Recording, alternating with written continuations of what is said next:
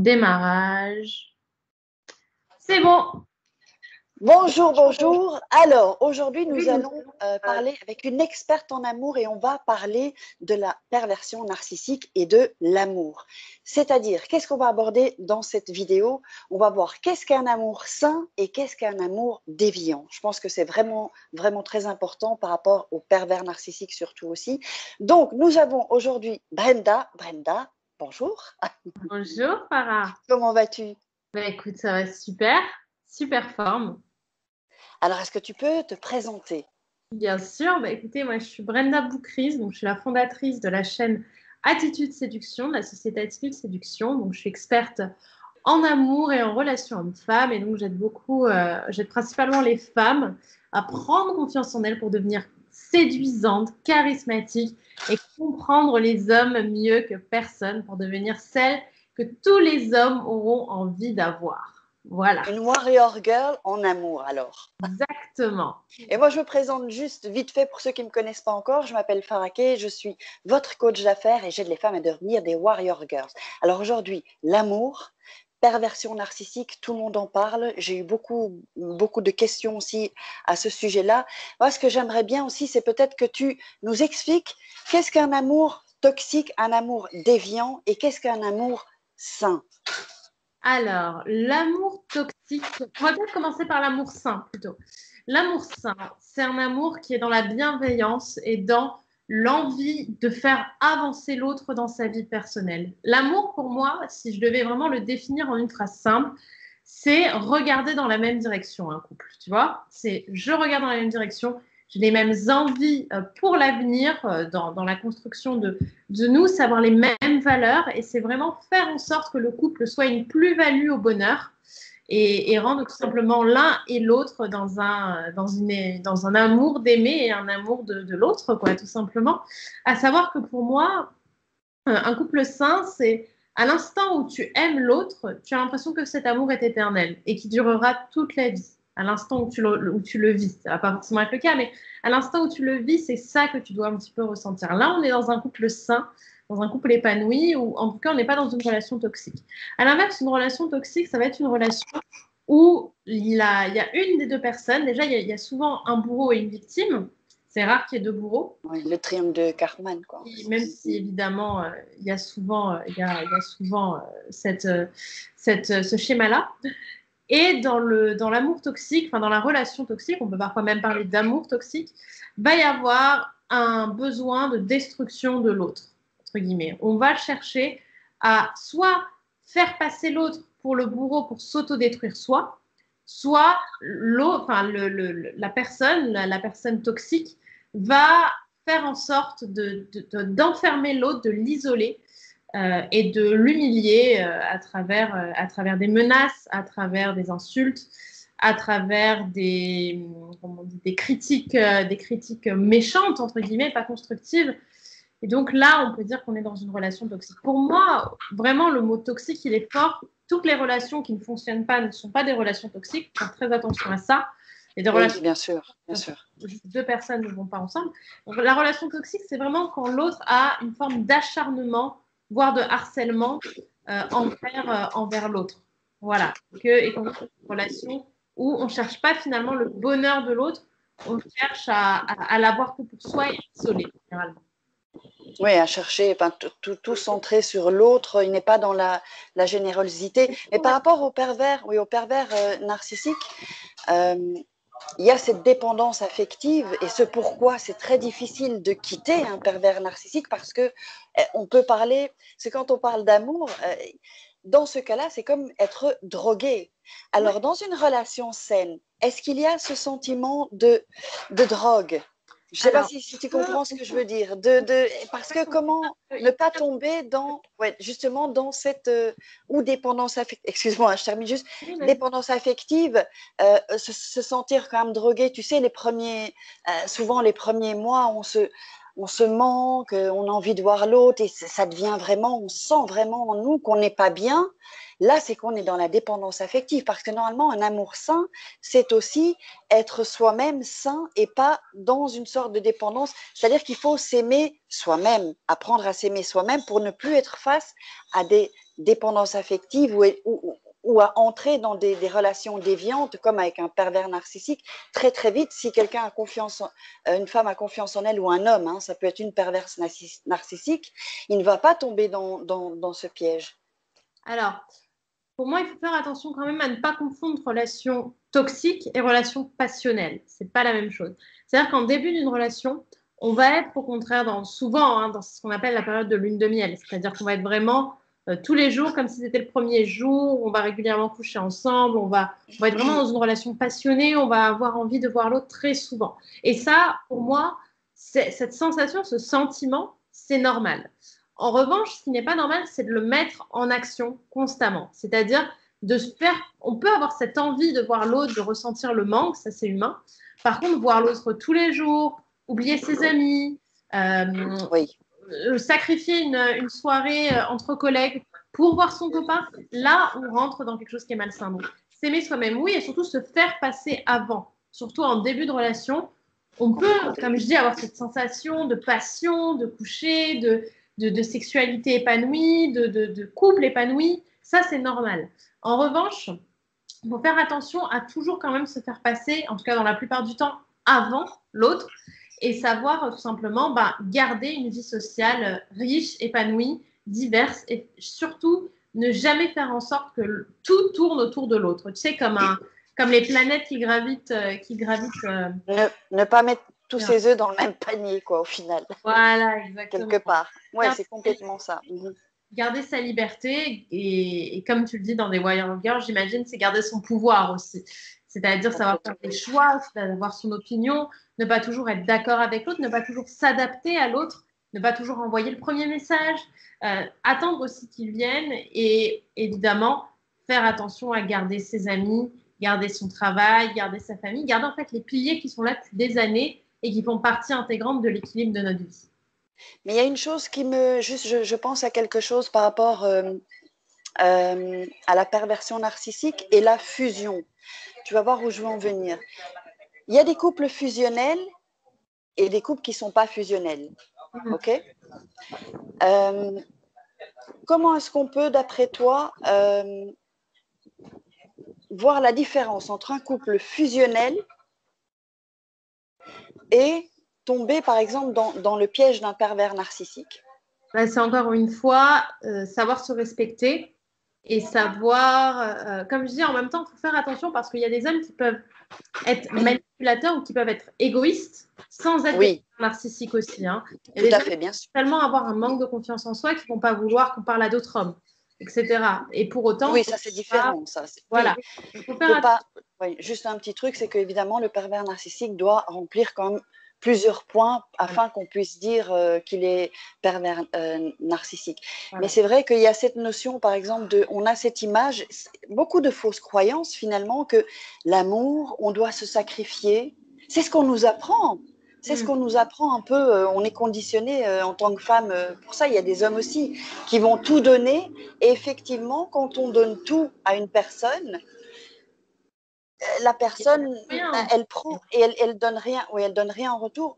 Et dans ce qui se passe par rapport en tout cas au pervers narcissique, c'est qu'il ne donne pratiquement rien. Normalement, il doit y avoir quand même un échange, un flux. Voilà. En fait, la relation, c'est je donne et je reçois. Je donne et je reçois. Et le but, c'est de donner des choses positives et de recevoir des choses positives. Si toi, tu estimes donner ton temps, ton énergie, ton amour, ton exclusivité sentimentale et sexuelle, dans ce cas, toi, tu es voilà, tu donnes de façon bienveillante. Par contre, il faut, dans ce cas-là, faire attention à ce que tu reçois en échange. Est-ce que tu reçois des merci? Est-ce que la personne, elle est constamment bienveillante avec toi, pas seulement quand elle veut obtenir quelque chose de ta part? Est-ce qu'elle te gâte d'amour, de relations Après, il faut faire aussi attention parce que beaucoup de pervers narcissiques vont utiliser l'argent, du moins les cadeaux, les restos. Oui, pour attirer. Comme ou donner des miettes. Mais ils donnent des miettes. Oui, ils donnent des miettes. C'est ça. En faisant croire qu'on va avoir beaucoup plus. Bon. En réalité, ce qu'il faut vraiment mettre en avant, c'est est-ce que l'autre a une intention bienveillante envers moi et bien faire attention à ce que cette intention bienveillante ne soit pas en conflit avec tout ce que tu as connu avant en termes de notion de bienveillance. Parce que souvent, le pervers narcissique, ce qui va vouloir te mettre en tête, c'est vraiment le côté je veux ton bien, il faut que tu t'isoles de ces gens. Ah oui, ah oui, oui, complètement. Donc, il faut faire attention parce que bienveillance, oui, mais bienveillance selon tes valeurs à toi. Il faut prendre en compte la vie des autres, mais il faut jamais faire en sorte que ton cerveau devienne celui des gens autour de toi. Et ça, c'est très, très, très important. Oui, ce sont des voleurs d'esprit en fait aussi. Mais alors, est-ce que tu pourrais peut-être, pour les gens qui nous regardent, donner peut-être un exemple pour un homme et pour une femme ensuite qu'est-ce que, voilà, par exemple, voilà, hier j'ai rencontré un garçon, il me plaît. Et 2 jours après, il m'invite à boire un verre ou à dîner ou déjeuner. Voilà. Quelle est mon attitude donc, c'est un homme que je ne connais pas. Et ensuite, avec une femme, un homme avec une femme. Voilà. Quelles sont les attitudes au premier rendez-vous? Quelles sont les choses qu'on peut peut-être un peu aussi, des signes qu'on peut peut-être reconnaître? Oui, si la personne est une personne toxique, tu veux dire, c'est ça? Oui. Oui. Alors, dans le cas où une personne est toxique, généralement, le premier rendez-vous se passe très bien. C'est très rare qu'un pervers narcissique tout de suite, montre tout de suite, entre guillemets, son vrai visage. Par contre, ça va venir au cours du 2e mois, généralement. Au bout du 2e mois, tu vas avoir des critiques envers tes amis. Généralement, ça va commencer comme ça. Il va te dire qu'il veut ton bien, mais que pour ça, ton bien, tes amis ne t'amènent pas ça. Il va appuyer sur les traits négatifs de tes amis. Il va chercher aussi au fur et à mesure à te dire que tu mérites mieux que le travail que tu as actuellement ou que ce boulot, il n'est pas pour toi. Et il va en fait faire en sorte que tu prennes des décisions qui sont souvent des décisions radicales qui visent à t'isoler et faire en sorte que tu sois non seulement dépendante affective, mais aussi dépendante physique, dépendante financière, dépendante émotionnelle, donc affective, dans toutes ces choses-là. Dépendante sociale aussi. Et il va vraiment faire en sorte que au final, tu ne vois plus que par lui et que tu l'aimes tellement qu'une vie sans lui n'existe plus. Et généralement, ce qui se passe, c'est que la première fois, la jeune femme va avoir vraiment cette attitude de « Ok, il me manque de respect, je vais partir ». Donc, à ce moment-là, elle a encore sa liberté et elle fait en sorte de partir. Sauf que là, le pervers narcissique, il a une situation il a un check qui est souvent le même, c'est qu'il va partir en reconquête. Et là, il va redevenir comme au premier jour. Il va te dire qu'il tient à toi, il va te dire combien tu es important à ses yeux, et il va repartir sur 2 mois de pur bonheur pour ensuite repartir sur le même schéma, essayer de t'isoler, t'insulter, te menacer, etc. Et rabaisser, oui, voilà. Rabaisser. Sauf qu'à un moment, le cerveau va oublier, tu vas pouvoir repartir et à ce moment-là, tu ne pourras plus parce que tu auras oublié, entre guillemets, ce que c'est que ta vie avant lui, en fait. Le but, c'est vraiment que tu oublies ta vie, que tu oublies ta propre vie avant de l'avoir connu et que tout tourne autour de lui comme si il était la machine qui fait battre ton cœur. Oui, c'est le chaud et le froid. Et il y a vraiment, pour moi, avoir connu une relation avec un pervers narcissique, et je connais l'animal, la bête, maintenant, après 6 ans, c'est terminé là, hein, je rassure tout le monde. Oui, oui, ça fait depuis 2 ans et demi, 3 ans que c'est terminé. Mais en fait, ce sont vraiment des personnes autant hommes que femmes, hein, on est d'accord, hein, Brenda. Oui, oui. Ce sont des gens qui vont vraiment, c'est comme s'ils entrent dans ton esprit en fait, ils te dérobent tout, ils te dépossèdent de tes pensées, de ton conditionnement pour vraiment te… Voilà, c'est le marionnettiste qui tient les fils Oui, de la marionnette et la marionnette ne bouge plus tant que le marionnettiste ne fait plus bouger. Et on ne fait plus que… Ouais. Voilà. Et c'est là aussi quelque part la fusion, mais la fusion, c'est comme si, il n'y a qu'un esprit, c'est lui qui contrôle quoi en fait. Ouais, c'est comme si… Et donc, Je voulais aussi parler aussi des femmes perverses narcissiques aussi, parce que ça, c'est important aussi, parce que ça existe. Bien Est-ce sûr. que peut-être dans tes coachings avec les hommes aussi, puisque tu fais les femmes et les hommes aussi, est-ce que tu as eu des cas comme ça d'hommes, c'est un Oui, peu moins bien sûr. connu. Que- C'est moins reconnu, si on généralement, pouvait- même les Oui, hommes eux-mêmes ont tellement pas l'habitude d'entendre parler de femmes perverses narcissiques qui vont eux-mêmes parler plutôt de manipulatrices ou de mhm, castratrices. Et je trouve le mot castratrice très fort, c'est-à-dire que une femme perverse narcissique va généralement attaquer l'homme sur ce qu'il a de plus précieux en lui, c'est-à-dire sa virilité. Elle va lui oui, dire qu'il n'est pas bon au lit, elle va lui dire qu'il a un petit pénis, qu'il sait mal faire l'amour, qu'elle devrait aller voir ailleurs. Il va aussi chercher, elle va essayer de le garder parfois en le menaçant de faire des tentatives de suicide. Elle va faire en sorte que l'homme n'ait plus de contact féminin, plus de contact masculin, qui devienne entre guillemets son mendiant et qu'elle puisse en faire ce qu'elle veut quand elle veut, qu'il lui paye généralement aussi beaucoup de choses. Il va lui payer, mhm, va lui payer voilà, des vêtements, des sacs, tout ce qu'elle veut, et elle va essayer de faire du charme pour ça. Et en fait, l'homme va accepter parce qu'il va se dire qu'il a la paix et qu'il retrouve cet amour dont il a envie que si, en fait, c'est l'ancrage qu'elle va créer, que s'il lui offre ce qu'elle mérite, avec des énormes guillemets, d'avoir. Parce qu'elle ne mérite rien du tout, mais c'est ce qu'elle va lui mettre dans la tête. Voilà. oui, complètement. La définition de la femme perverse narcissique, c'est qu'elle va attaquer l'homme sur sa virilité. Elle va le castrer. Elle va chercher à le castrer, elle va chercher à l'isoler, elle va faire en sorte qu'il voyage toujours à deux, qu'il voit jamais d'autres femmes. Vraiment, le côté isolation, c'est le cas chez les hommes et chez les femmes. Les perverses Oui, narcissiques isolent leurs victimes parce que les autres oui, sont oui, une menace complètement. à leur influence. En revanche, après, pour le reste, voilà, un homme va jamais attaquer ou rarement attaquer une femme sur son physique ou sur sa sexualité. Le pervers narcissique homme va plutôt l'attaquer par des menaces ou par des insultes, ce genre de choses. Tandis que la femme va vraiment attaquer sur la virilité parce que l'homme, c'est ce qu'il a de plus précieux, entre guillemets, sa virilité. Le rapport que l'homme a à sa sexualité, il est très important pour lui, hein, de façon inconsciente, qu'elle Oui. va vraiment attaquer là pour lui faire mal. Et donc, en fait, toi tu fais donc tu coaches des femmes et des hommes. Coach Est-ce que tu peux un principal peu nous. Comment? j'ai coaché beaucoup d'hommes. Maintenant, aujourd'hui, je coach principalement les femmes. Mais je coach aussi D'accord, quelques ok. hommes, bien sûr. D'accord. Et donc, alors, est-ce que tu fais du coaching personnalisé? Tu as des programmes? Qu'est-ce que Alors, tu as fait une conférence il n'y a pas longtemps oui, aussi avec Jessica Pirvet. c'est une C'est très belle super bien passé. conférence sur 30 jours pour trouver l'amour, oui, qui était superbe. Ensuite, bah, écoutez, déjà, vous pouvez me retrouver sur Attitude Séduction, hein, ma chaîne Oui, on YouTube. mettra les liens, hein, de toute façon, on va Voilà. mettre tout ça. Donc là, il y a énormément de vidéos gratuites, de conseils avec énormément de valeur ajoutée.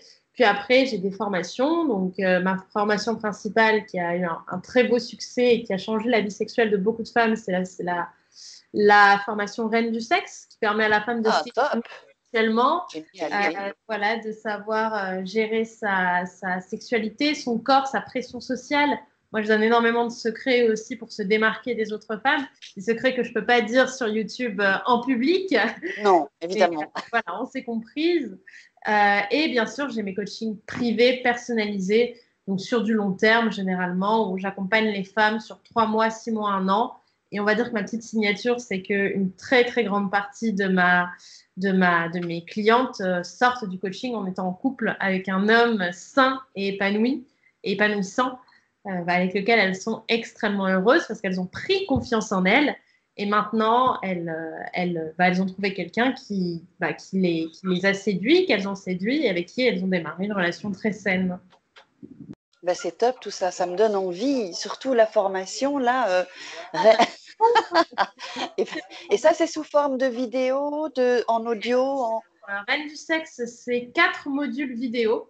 D'accord. 3 modules, un module d'1 heure, non, de 2 heures, je crois, je ne sais plus exactement les temps, sur la pression sociale féminine, comment vraiment se libérer de la pression sociale, de ses complexes aussi, parce que j'ai énormément de femmes, de clientes qui me disent, Brenda, quand je fais l'amour, parfois je pense à la liste de mes courses, où je ne suis pas dans le moment présent, je ne suis pas avec l'homme, où j'ai du mal à me déshabiller, alors j'ai envie de coucher, mais j'ai peur du regard qu'il va avoir sur moi. Bref, tout le Mhm. contact de la pression sociale, on va éradiquer ça. Le deuxième module, ça va être vraiment un module sur les préliminaires. Donc, j'ai eu énormément de retours dessus parce que je vous donne vraiment mes secrets de coach qui font qu'un homme va vraiment vous sentir mais différente. Il va se dire, mais je redécouvre le sexe avec elle. Il va avoir envie de rester avec vous parce qu'avec vous, le sexe, c'est génial. Donc, justement, la troisième module, c'est sur le sexe, on va dire plus directement. Le quatrième module, c'est une des interviews d'experts sur la sexualité. Donc, deux experts. La première, c'est Jessica Pirbet, donc, que tu connais, que tu as eu sur cette Oui, on a fait une interview aussi. Oui. Là, on parle de beaucoup de choses, de tantra, de plan A3, d'attirance, énormément de choses autour de la sexualité féminine.